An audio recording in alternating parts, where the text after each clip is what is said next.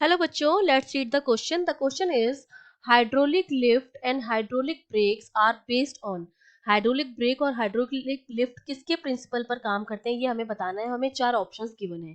तो देखिए, इस क्वेश्चन को सॉल्व करने का हमारा जो की कॉन्सेप्ट रहेगा वो हमारा क्या रहेगा। हम जानते हैं कि हमारी जो हाइड्रोलिक लिफ्ट होती है या हाइड्रोलिक ब्रेक्स जो होते हैं वो किसके प्रिंसिपल पर काम करते हैं, वो पास्कल लॉ के प्रिंसिपल पर काम करते हैं। ठीक है, तो हमें पता होना चाहिए पास्कल लॉ क्या होता है। अब ये लॉ हमसे ये कहता है, पास्कल लॉ हमसे कहता है कि अगर हम प्रेशर किसी भी फ्लूइड के किसी भी पॉइंट पर प्रेशर अप्लाइड करते हैं, ठीक है, जब हम किसी भी फ्लूइड पर प्रेशर अप्लाई करते हैं, प्रेशर अप्लाइड ऑन फ्लूइड, तो ये क्या करता है, ट्रेवल करता है। ये प्रेशर जो होता है वो ट्रेवल करता है यूनिफॉर्मली, मतलब हर पॉइंट पर प्रेशर जो जाएगा वो सेम जाएगा, travel uniformly in all the direction, मतलब हर डायरेक्शन में हर पॉइंट पर प्रेशर जो होगा वो सेम जाएगा। जितना इस पॉइंट पर होगा उतना ही यहाँ पर होगा, उतना ही यहाँ पर होगा, उतना ही यहाँ पर होगा। तो जब हम हाइड्रोलिक लिफ्ट की बात करते हैं तो उसमें हम 2 पिस्टन लगाते हैं। ठीक है, इस तरह से हमारे पास एक बड़ा पिस्टन होता है, एक छोटा पिस्टन होता है। तो अब हम क्या करते हैं कि इस इधर हम प्रेशर अप्लाई करते हैं P1 किसी भी लिक्विड पर, और यहाँ पर हमने क्या भर रखा होता है, फ्लूइड भर रखा होता है। तो यही प्रेशर जो है वो सेम प्रेशर जो है वो ट्रैवल करता है, और वही प्रेशर जो है हमारा यहाँ भी, मतलब इस पॉइंट पर भी हमारा प्रेशर जो है वो P1 ही रहता है। क्योंकि पास्कल लॉ ये कहता है कि अगर हम किसी भी फ्लूइड पर प्रेशर अप्लाई कर रहे हैं तो वो प्रेशर जो होता है वो हर डायरेक्शन में यूनिफॉर्मली ट्रेवल करता है, हर पॉइंट पर क्या रहता है, सेम रहता है। तो एक तो हमारे पास होता है स्मॉल पिस्टन, और एक मेरे पास होता है बड़ा पिस्टन, लार्ज पिस्टन होता है। तो हम क्या करते हैं, स्मॉल पिस्टन पर हम क्या करते हैं, फोर्स अप्लाई करेंगे। तो फोर्स अप्लाई करेंगे तो फोर्स की वजह से क्या होगा, प्रेशर, क्योंकि प्रेशर जो होता है वो क्या होता है, फोर्स पर यूनिट एरिया। तो जब हम फोर्स अप्लाई करेंगे तो प्रेशर क्रिएटेड होगा, और ये प्रेशर जो होता है वो क्या करता है, ट्रांसमिट करता है एक फ्लूइड के थ्रू, लार्ज पिस्टन तक पहुंचता है। और लार्ज पिस्टन पर फोर्स क्या पहुंचेगा, अब जब प्रेशर सेम है, यहाँ पर भी P1 यहाँ पर भी P1 है, तो एरिया तो चेंज हो गया, ये लार्ज है तो इसका एरिया जो A2 है सपोज वो ज्यादा होगा, A1 जो होगा वो कम होगा, और दोनों जगह प्रेशर जो है सेम रहेगा। तो प्रेशर को सेम रखने के लिए फोर्स जो हो जाएगा हमारा, वो हमारा क्या होगा, एक लार्जर फोर्स लगेगा यहाँ पर।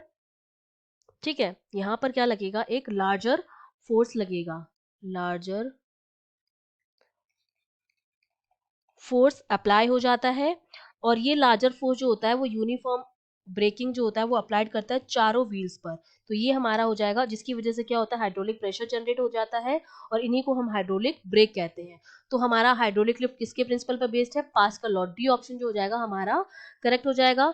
आर्किमिडीज प्रिंसिपल जो है वो हमें बताता है अपथ्रस्ट के बारे में, जो बायंसी फोर्स होता है कि जब भी किसी भी फ्लूइड में हम किसी ब्लॉक को डालते हैं, ठीक है, तो उसका वेट लगता है mg नीचे की तरफ, और ये लिक्विड जो होता है वो इस पर ऊपर की तरफ एक अपथ्रस्ट लगाता है। ठीक है, और ये अपथ्रस्ट जो होता है वो डिपेंड करता है डेंसिटी ऑफ लिक्विड पर, डेंसिटी जितनी ज्यादा होगी अपथ्रस्ट उतना ही ज्यादा लगता है। ये हमारा होता है आर्किमिडीज प्रिंसिपल। बर्नौली थ्योरम क्या कहती है, बर्नौली थ्योरम कहती है कि जब किसी भी मतलब उसमें वो फ्लो हो रहा है, अगर किसी भी बर्नौली थ्योरम कहती है कि जो टोटल मैकेनिकल एनर्जी होती है, ठीक है, जो टोटल मैकेनिकल एनर्जी जो होती है वो क्या होती है किसी मूविंग फ्लूइड की, वो gravitational potential energy plus energy associated with the fluid pressure और काइनेटिक एनर्जी, प्लस